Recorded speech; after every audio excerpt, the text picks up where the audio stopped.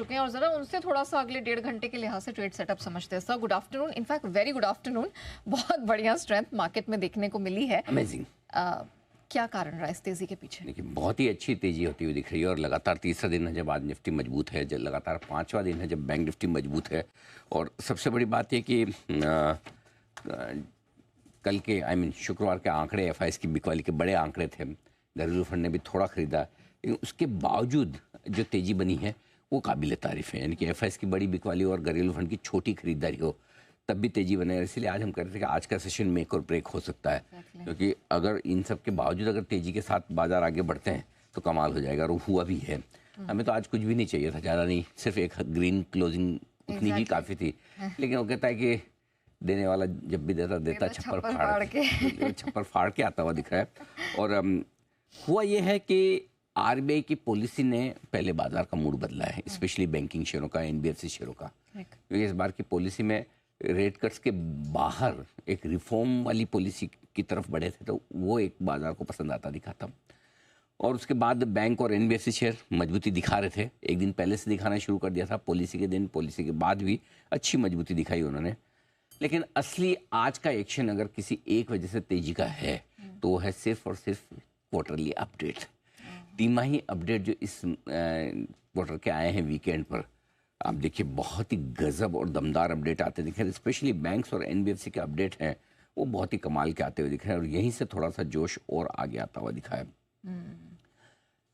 बढ़िया बात क्या है नेहा कि देखिए कुछ बैंक्स, कुछ एनबीएफसी के आपको तिमाही अपडेट दिख रहे हैं मजबूती वाले हैं, लेकिन बात सिर्फ इतनी नहीं है। ये तिमाही अपडेट आपको इकोनॉमी की मजबूती भी दिखा रहे हैं, सिर्फ किसी एक पर्टिकुलर बैंक की या किसी पर्टिकुलर एनबीएफसी की मजबूती नहीं, ये पूरा सिस्टम। आप देखिए जिस तरह की लोन ग्रोथ आ रही है, मतलब अभी ऐसा हो गया कि 5-6% की लोन ग्रोथ तो हमें लगती है यार बहुत ही कम है, ये क्या लोन ग्रोथ है। मतलब डबल डिजिट लोन ग्रोथ तो बड़ी नॉर्मल सी बात हो गई एक तरह से, करेक्ट। सो ये जो आरबीआई गवर्नर साहब संजय मल्होत्रा साहब ने आने के बाद से प्रोएक्टिवली जो पॉलिसी में दरें काटी है और जो कुछ भी उसने लूजनिंग की है, जो एक टाइट पॉलिसी थी थोड़ी एनबीएफसीज को लेकर, बैंक्स को लेकर, जिसमें लेंडिंग को लेकर थोड़ा सा उसको जो लूजन अप किया है, मेरे को लगता है उसका असर आपको इन तिमाही अपडेट्स में नजर आ रहा है। पहली चीज़ ये।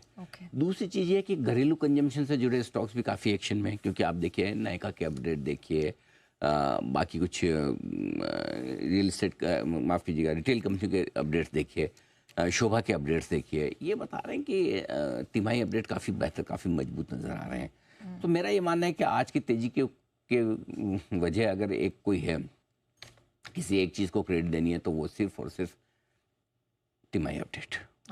उसी वजह से बाजार भागे। तो ये इसमें कुछ एफआईएस की खरीदारी के फिगर्स आज दिखेंगे? लगता तो है, दिखने चाहिए, क्योंकि आज जिस तरह की तेजी बनी है, स्क्रीन पर बनी है और धीमे धीमे बनी, तो मुझे लगता है वैसे भी एफआईएस बहुत ही शॉर्ट बैठे हुए हैं, लाइफ टाइम लो पर हैं शॉर्ट पोजीशन के लिहाज से।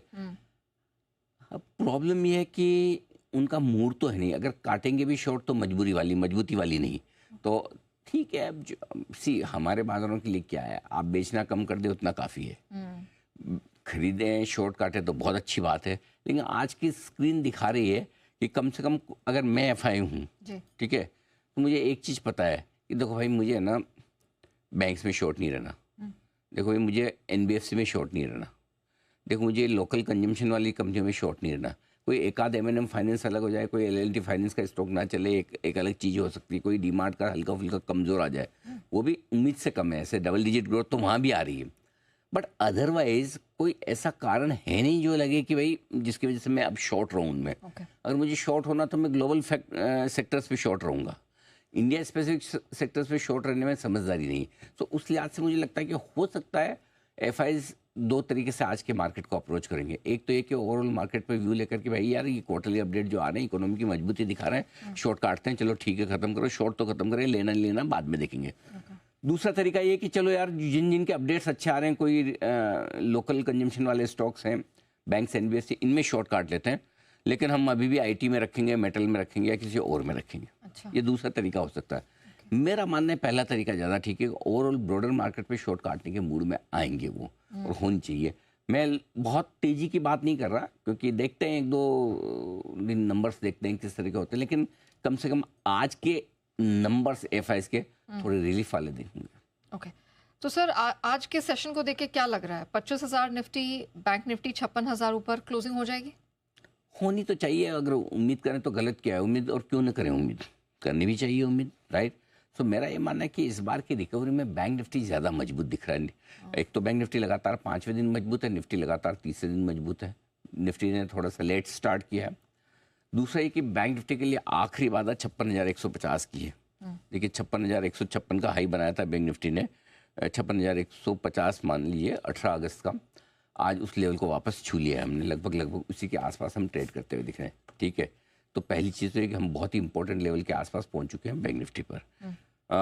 मुझे लगता है कि अगर 56,150 के ऊपर 1-2 दिन क्लोजिंग हो जाती है, आज भी हो, अगले 1-2 दिन, थोड़ा कहने का मतलब है कि निर्णायक तौर पर हम मान लें कि हमने 56,150 को पार कर लिया, तो अगला जो मैं सेंटेंस बोल रहा हूँ वो बहुत काम का है। वो ये है कि इसका मतलब क्लियर कट है कि बैंक निफ्टी यहाँ से लाइफ हाई के लिए बढ़ रहा है आगे। बेलगाम घोड़ा? बेलगाम घोड़े की तरह लाइफ हाई की तरफ बढ़ रहा है, और उसका वजह यह है कि 57,600 के आसपास का लाइफ हाई हमने बनाया, वहाँ से 3% आप दूर हैं। इन क्वार्टरली अपडेट के दम पर अगर 3-4% बैंक निफ्टी बढ़े तो कौन सी बड़ी बात है, धीमे धीमे। और हमें कौन सा आज का आज बढ़ना है, हम अगली तिमाही के पहले हमें उम्मीद है कि बैंक निफ्टी फिर नया लाइफ हाई बना लेगा, ऐसा मेरा समझना है। रहा सवाल निफ्टी का, 25,175 के ऊपर बंद होने पर तेजी और बढ़ेगी, तब अगला टारगेट 25,450, 25,650 की रेंज का बनेगा। 25,450 से हम गिरकर वापस 24,450 के आसपास आए थे, वापस वहाँ पहुँचेंगे, फिर रिव्यू करेंगे क्या कुछ होता है। सपोर्ट लेवल धीमे धीमे बाजार का ऊपर की तरफ शिफ्ट होता दिख रहा है, जो तेजी बनी है 3 दिनों से निफ्टी की और 5 दिनों से बैंक निफ्टी की। अब निफ्टी के लिए इमीडिएटली 24,825, 24,900 तुरंत वाला ये सपोर्ट हो गया आपका, और ऊपर की तरफ 55 और बैंक निफ्टी का 55,800, माफ करिएगा 55,600, 55,725 बैंक निफ्टी का सपोर्ट रेंज हो गया। इन लेवल्स पर आपको करना है फोकस। ठीक है सर, इनके अलावा मिड स्मॉल कैप में क्या कैसे ट्रेड करना है? और आप सेक्टर रोटेशन की बात कर रही थी, क्या चलेगा? मुझे लगता है अब मिड कैप स्मॉल कैप शेयरों में भी तेजी का वक्त आ रहा है। आज के अगर नंबर्स थोड़े से खाली आज देख लेंगे, अगर आज के नंबर्स अच्छे आ गए तो फिर मुझे नहीं लगता कि बाजार को कोई रोकने वाला है। लेकिन अगर आज के नंबर्स में भी एफआईज के आंकड़े अच्छे नहीं आए तो फिर हम रिव्यू करेंगे कि क्या है क्या नहीं, फिर हमें रुक रुक के चलना है। लेकिन अगर आज एफआईज का मूड बदला और उन्होंने शॉर्ट कवरिंग की, फ्रेश खरीदारी की, या जो भी है, तो मुझे लगता है मिड कैप और स्मॉल कैप शेयरों में अच्छी तेजी का समय आ रहा है। ठीक है, पहले छोटे बैंक, छोटे एनबीएफसी, यहाँ पर अच्छी तेजी का मूड माहौल बन सकता है। डिजिटल प्लेटफॉर्म कंपनियों के मजबूत तिमाही अपडेट आ रहे हैं, जैसे कि नायका वगैरह, उसकी वजह से आप पेटीएम, डिलीवरी वगैरह सारे स्टॉक्स में अच्छी मजबूती आते हुए देख रहे हैं। फिर उसके अलावा कैपिटल मार्केट से जुड़े शेयर जो पिटे हुए हैं अच्छे खासे, बीएसई वगैरह, आप देखिए गिरने में अगर थोड़ा ये रहता है तो बढ़ने में भी वापस काफ़ी आगे रहता है। आज एकदम उछाल से वापस बीएसई ऊपर आता हुआ दिखा है। बाकी कैपिटल मार्केट जुड़े हुए शेयर भी आज मजबूत होते हुए दिख रहे हैं।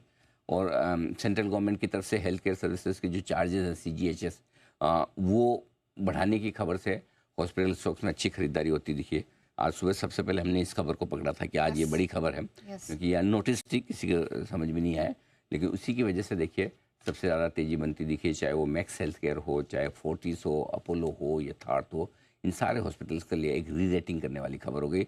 2014 के बाद पहली बार ऐसे चार्जेस बढ़ाएं तो बड़ी बड़ी बात है ये। ऑलराइट, चलिए, तो ये ब्रॉडर ट्रेड सेटअप है जो आपके लिए समझना ज़रूरी है अगले 1 घंटे के लिहाज से। आइए बढ़ते हैं स्टॉक इन एक्शन की तरफ।